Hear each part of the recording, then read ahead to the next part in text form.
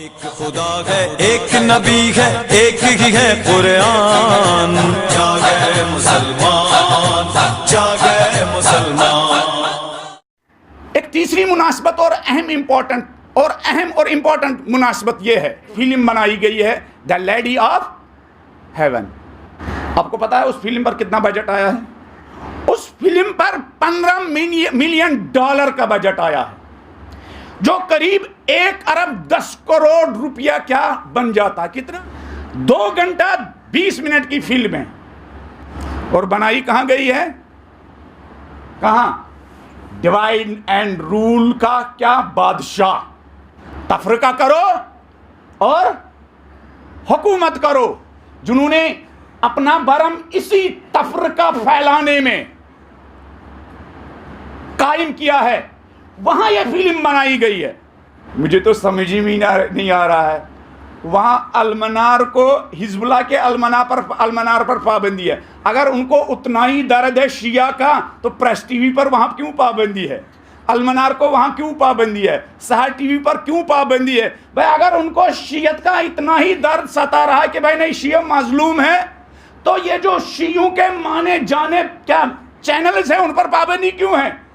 और आपने 14, 15, 20 बड़े बड़े चैनल कायम किए और खुद भी फंडिंग कर रहे हैं। भाई इस फिल्म का मकसद क्या? शॉर्ट में इस फिल्म बनाने का एक बड़ा मकसद यह है, इस फिल्म के जरिए अहले बैत और बीबी फातिमातुज ज़हरा की खिदमत करने का मकसद नहीं है। इस फिल्म का मकसद यह नहीं है। इस फिल्म का मकसद यह है कि ये जो शीराजी नेटवर्क है, शीराजी नेटवर्क को दुनिया के शियों का नुमाइंदा और रिप्रेजेंटेटिव के तौर पर पेश करना, दुनिया को यह बताना, शियों के स्पोक्स पर्सन और शियों के लीडर, शियों के कायद, शियों का पेशवा, शियों की आवाज शीराजी ग्रुप है।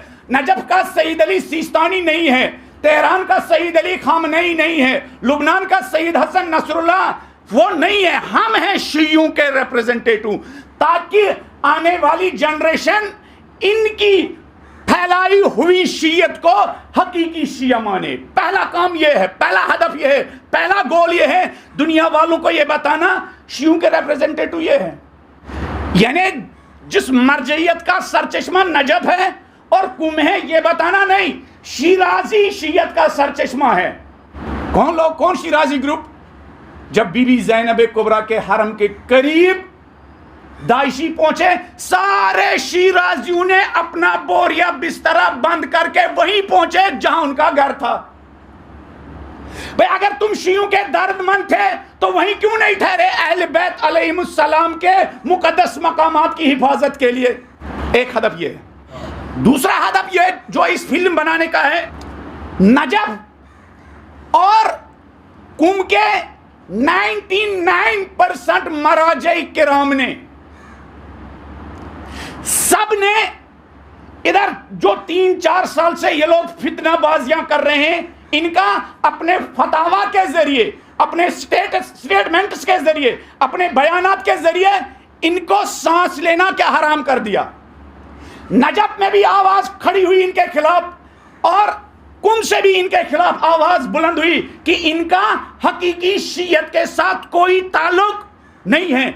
गोया ये जिस दिफाई पोजीशन में आए थे, ये अब क्या हमला करने की पोजीशन में आ रहे हैं कि नहीं, ये उस दबाव से अपने आप को बाहर निकालना चाहते हैं। इसलिए उनकी ख्याल में, उनके इल्जाम में एक बहुत बड़ा प्रोजेक्ट, करोड़ों अरबों का प्रोजेक्ट इन्वेस्टमेंट करके दुनिया के सामने पेश कर रहे हैं, ताकि नजफ और कुम के मराजे किराम को दिफाई और डिफेंस पोजीशन में लाए।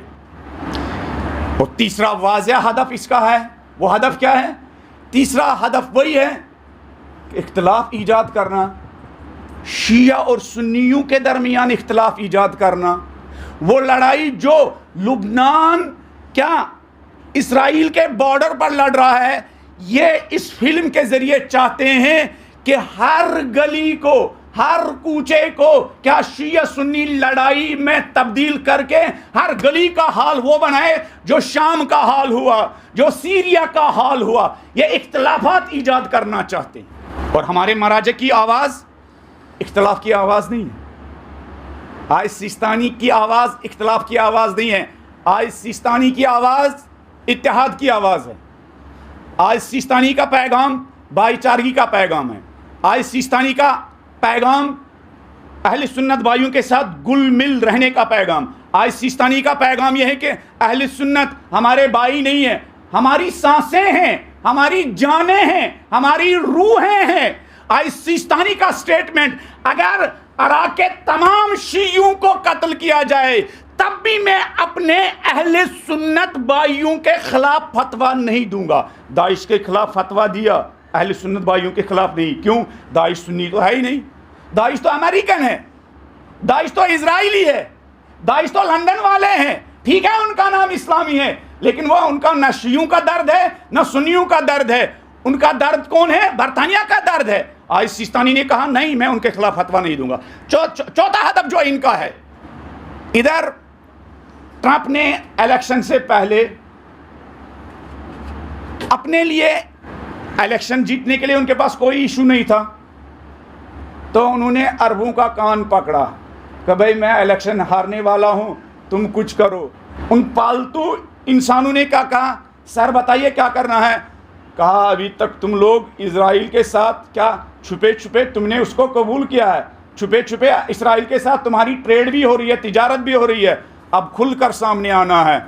और उन्होंने अपने खुदा के सामने सजदा करके कहा सर जैसे आप कहेंगे। उनका खुदा कौन है?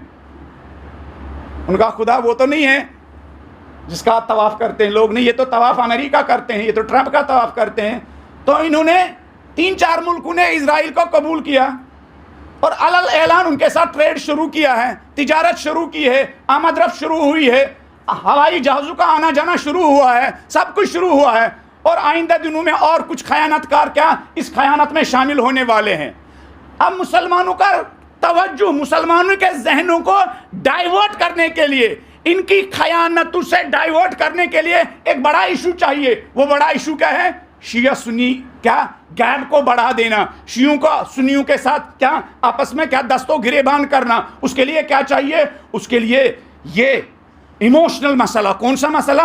बीवी फातिमा ज़हरा के बारे में फिल्म बनाओ और इस पर करोड़ों रुपया खर्च करो ताकि लोग भूल जाए इजराइल के साथ जो लोग क्या कर रहे हैं, डील कर रहे हैं, कुद्स के साथ जो खयानत हो रही है, फ़लस्तीन के मजलूम के साथ जो खयानत हो रही है, मुसलमान वो भूल जाए और वो आपस में क्या जंग करने में मसरूफ़ हो जाए। लेकिन हमें पूरी उम्मीद है कि शियत को खुदा ने इतने दूर अंदेश पाकीज़ा लीडर दिए हैं। इंशाल्लाह आज तक उन्होंने फितनों का मुकाबला किया अपनी दूर अंदेशी के ज़रिए, आज तक उन्होंने साजिशों का मुकाबला किया है अपनी बसीरत के ज़रिए।